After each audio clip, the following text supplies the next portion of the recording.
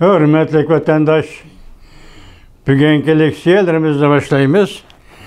Leksiyeresi de Gacırız, Washington'da sözleyimiz. Bugünkü islağa 2021 yıl 12. ayının 19. günü vaziyet doğrusu diye gep kılsak hazır. Tayvan'daki referandum ayaklaşkandan keyin Xitay tillik torbetlerdi deyişdeki xatarlik. Belki keler jeli xatarlik deyişdi. Bunun asası nime? Lekin asasını oturga koymadı. Mavzular şunda koyuldu. Bunu koyup duraylı. Hemmeden kızığı 101 vatkan, Beijing'de 101 vatkan bir iş. Endi bunu kızığı 101 vatkan iş degende bugünlü bolgandek mi? Emas.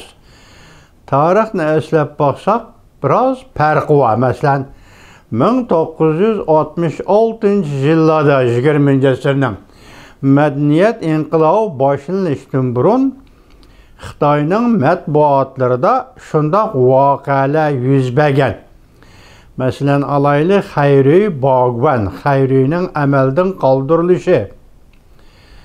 Dingtu Langmusha deydigan 3 nafar Xitoyning birlashib yozgan Yanshan Yehua Keşlik Söhbet degandek eserler yozilgan. Shuning bilan madaniyat inqilobi boshlangan edi.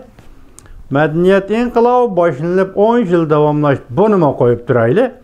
Lekin hozir Jungo'da 101 vaqtida yuz bergan shu ishlarning o'zi markaziy haqiqat partiyaning organ gazetlarida, matbuotlarda emas. Bugungi ish partiyaning organ gazeti, masalan, Xalq gazeti, undan keyin haqiqatni amaliyotdan izlash yordali, undan keyin Ozodlik armiya gazeti, Jefferson.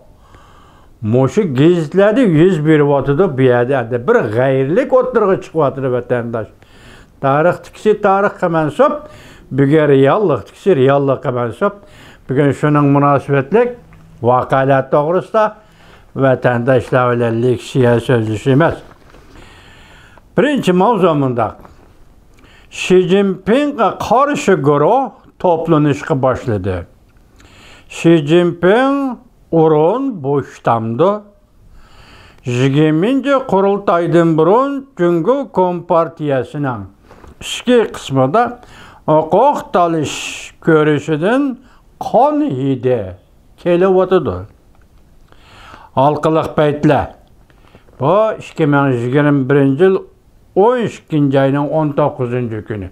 Biz so'zlaydigan leksiyaga munosabatli shunga sizlarga naql qilib boshqa oldik buni vatandaş. Endi mavzuning o'zi kerakli. Söz ibora urushi texmo. Tig'ma-tig' elishish. Jungo Kompartiya matbuotlari bir-biriga o't chechishdi.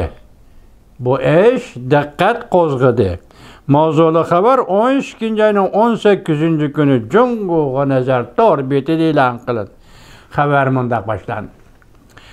Yaqinda Jungo Kompartiya Markaziy komiteti partiya tarixiy va hujjatlar tadqiqot institutining mudiri Chu Chengshan bilan Jungo Kompartiyasi Markaziy komiteti siyosat tadqiqot ishxonasining mudiri Zhang Jinchuan 2 nafar qalam sohasidagi yuqori darajalik amaldorlar Kompartiyaning organ gazetari Mirbo gazeti, ya'ni Xalq gazetida bir-biriga qarshi maqolalar e'lon qilishdi.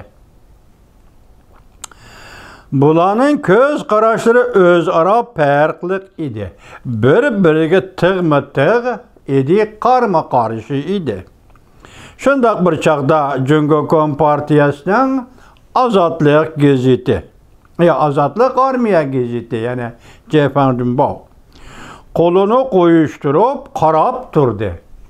Lekin Chu Chengshan bilan bir qatorda turganligini Azadlık Armiya gazetinin Çüçünşen bilen bir qatarda turğanlığı taşqarı dünyanın güçlük diqqatini qozğadı.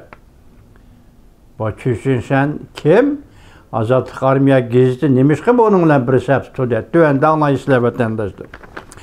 Partiyanın organ gazetede ilan kılıngan Xalq gazetede ilan kılıngan islahat, işikni eçivitiş, partiyanın bir qatımlıq uluq oyğunisi, mavzuluq maqale Rimribo yani Xalq gazetinin 12. ayının 9. günüdeki sanada ilan kılındı. Şundan keyin haqiqatni amaliyotdan izlash jurnali bu maqolani ko'chirib bosdi. Bu bir parcha maqolada islohot ishni echib etishning muhim ahamiyati ta'kidlandi. Partiya rahbarligining yangi yadrosi, bu yangi yadrosi deb labtijimi, partiya rahbarligining yangi yadrosi to'g'risida herkes egizga elinmedi.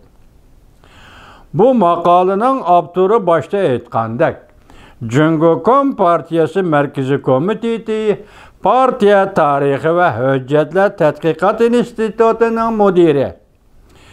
3. qatımlıq tarihi kararını yazğıçılarının biri.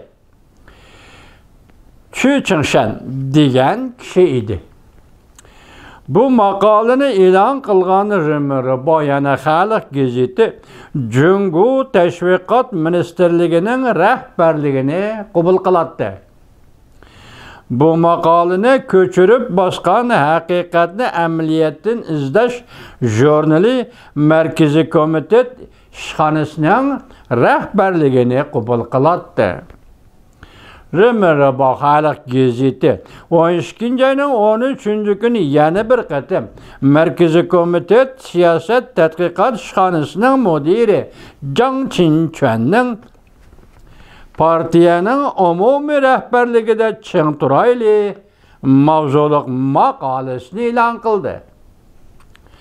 Bu maqolada faqatli yangi rahbarlik yadrosi madihlandi. Deng Xiaoping, Jiang Zemin, Hu Jintao degan ismlarni eg'izg'ama olmadi bu maqolada. Aksicha, islohot ishni echib etish boshlangandan beri partiyaning rahbarligida eg'ish yuz berdi. Bu eg'ish 18.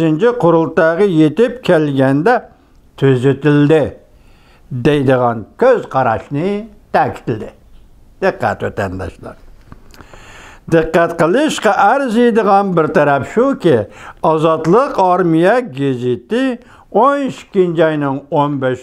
günü tishni ching tishlab, ching turalaydigan boturlardan bo'layli mavzuliq maqola e'lon qildi. Devamını anlayışız vatandaşlar.